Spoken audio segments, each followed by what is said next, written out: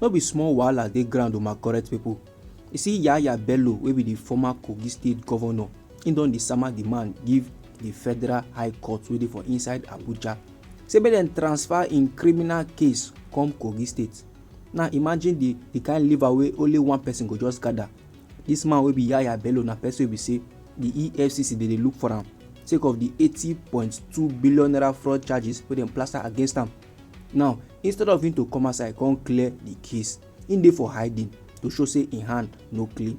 And for inside that hiding wey him dey, him come dey give demand to the federal high court to make dem transfer im case come Kogi state. Just imagine my correct people. I go give you the details of this informate. Meanwhile, the other koko wey I bring come for you na still about Yawa Bello. This time around, a lawyer don dey apply to withdraw from the case. Now im lawyer name wey be Adeola Adedipe, and he na senior advocate of Nigeria. He don apply to withdraw im representation for Yawa Bello wey be the former Kogi state governor. Now without wasting much of your time my correct people, make I give you the details of this headline wey I just sama you so. The tori be say for inside the court session wey happen on Thursday, Yawa Bello now come dey yarn through im lawyer wey be Adeola Adedipe say since the offence now, all the charges wey don plaster on top im head, since they say im commit am for inside Kogi state, so it's only proper for the case now to be tried in Kogi state, no be for inside Abuja. Now Oga Adedipe wey be the lawyer to Yawa Bello, im come draw the attention of the court to the letter wey im bring come wey dem address to the chief judge of the court seeking the transfer of the case. Then this man now wey be the lawyer, im come dey yarn dey give the judge say, my lord o, after the proceedings of the last adjourned date, I go back to go give report of wetin happen for inside court to their team, only for him to find out say they don write letter o, and the letter dey come from the defendant wey be Yawa Bello to the honourable chief judge of the federal high court, and in the request for the transfer of the case from the federal high court for inside Abuja to the federal high court wey dey for inside Lokoja. And dem believe say the court get territorial jurisdiction to handle this matter. Then the lawyer come dey say im duty na first to the court as of the moment, say e no dey argue anything from the court o, but e own na to just present the facts as the thing be, to just present the letter. And as im yarn this one finish, my correct people, sharparly na the Efcc come hala, objection my lord. The Council of the Economic and Financial Crimes Commission wey be Efcc, im name na BITT3elikult.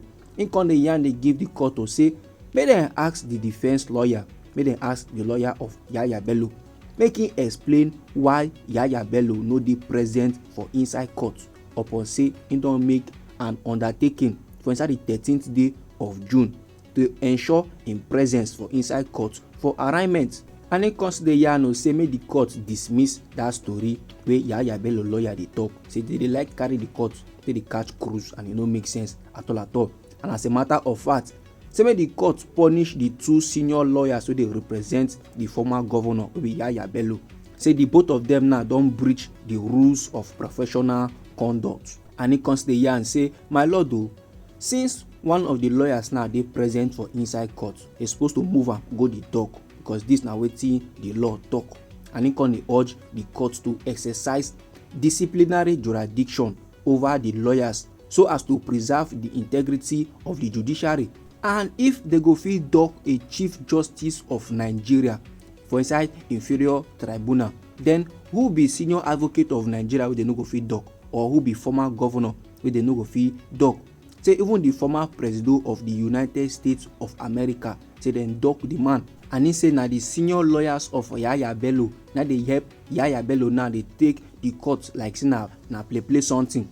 For 5 consecutive sittings now, the defendant wey be Yawa Bello never make himself available for his trial. And im lawyers now, they dey use all manner of excuse, everything possible to frustrate the man arraignment, and e no make sense.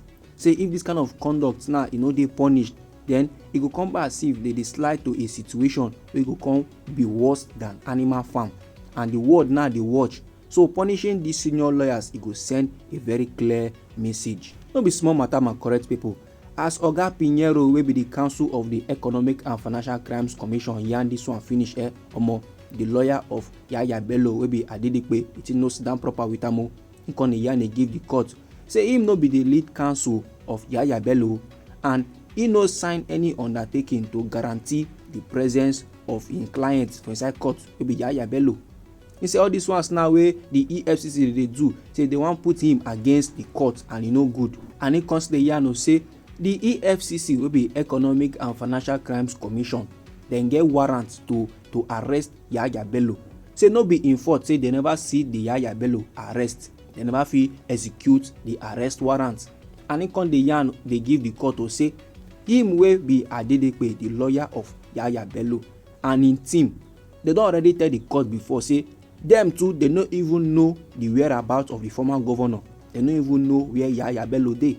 And na based on all this one, so how this case now don dey waka, the direction where the matter dey go, so na make him go like to withdraw in appearance for the defendant in accordance with section 349(8) of the Administration of Criminal Justice Act 2015.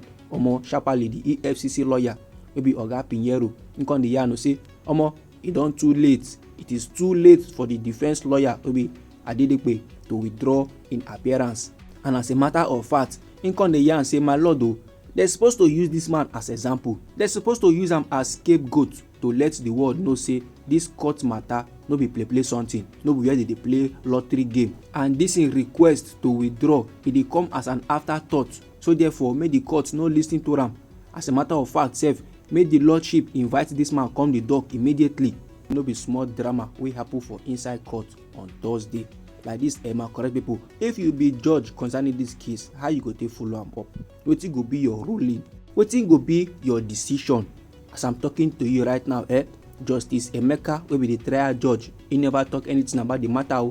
He never drop in ruling yet, and they don't even adjourn the case. Now make I yarn you another legit, my correct people. No say the Economic and Financial Crimes Commission wey be EFCC, they dey find this man wey be Yaya Bello. They look for am wetin no good. They don't say they want arrest am on a 19-count charges wey dey on alleged money laundering plus breach of trust and misappropriation of funds to the tune of 80.2 billion naira. Now that money no be small one.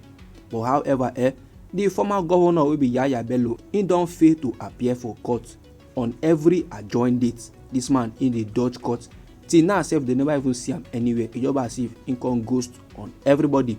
Even the lawyer sef don confess give court say we no know where the man dey o.